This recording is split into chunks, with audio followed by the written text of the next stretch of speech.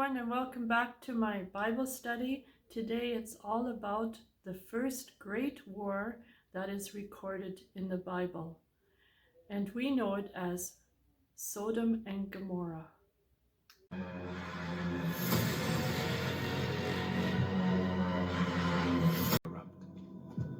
A city of sin. So I'm going to read in chapter 14. I'm going to start with verse 8. So there were 5 kings against 4 kings.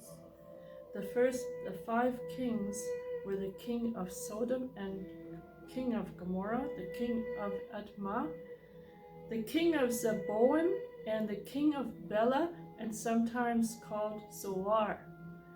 These 5 kings were together. They were joined together in the battle in the valley of Siddim.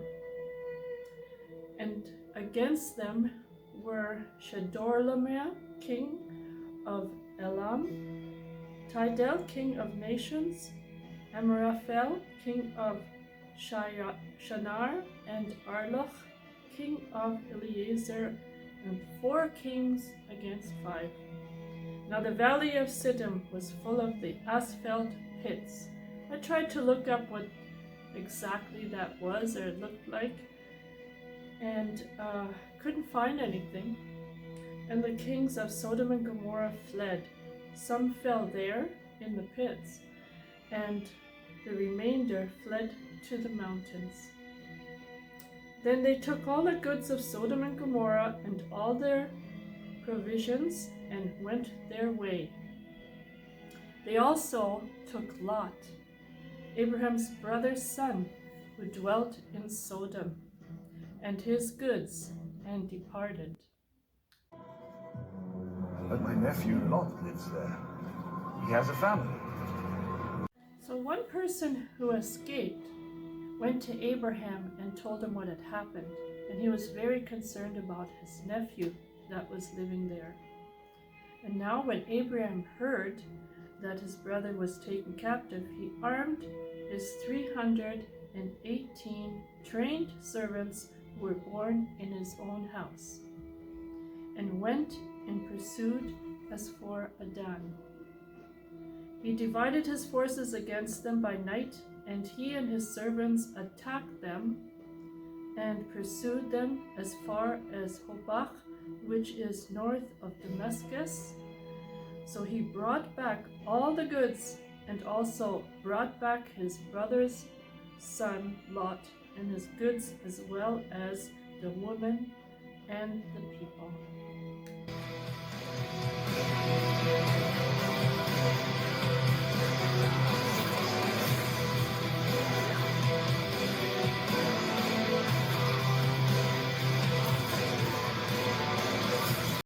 So in the Matthew Henry commentary, quoted a few things about the battle with Sodom and Gomorrah, and the cities were plundered and their stores and provisions were carried off by the conquerors, and Lot was among them, and he was taken captive, and all his servants and his household. And they took his goods and everything he owned. So here Abraham accounted military action to free his nephew Lot. And never was a military expedition undertaken and persecuted and finished more honorably than this of Abraham's. Therefore with all speed he armed and trained his servants born in his house. And there was 318 with great family, and they went into battle with bravery and considered the disadvantage, but it was like David and Goliath, they conquered. And they also rescued Lot and his kinsmen and his servants and took him back home, and then they were all one again with the Lord. So after Abraham had conquered the battle and got his nephew back home, he was invited by the king Melchizedek, the king of Salem, and he brought out bread and wine. He was a priest of God Most High, so he was above Abraham, And he blessed him and said, Blessed be Abraham of God the Most High, possessor of heaven and earth. And blessed be God Most High, who has delivered your enemies into your hands. So Abraham tithed to the king. And now the king of Sodom and to Abraham gave him the persons, and take the goods of yourself.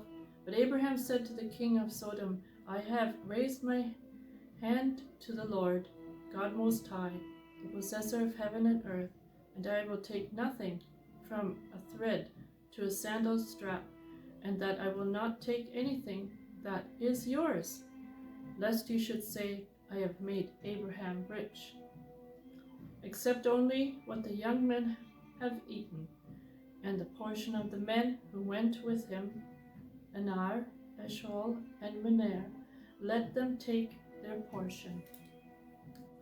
So I did some research, and the king Melchizedek was a priest of the Most High God, and he was Shem, the son of Noah, who was king and priest to those that descended from him.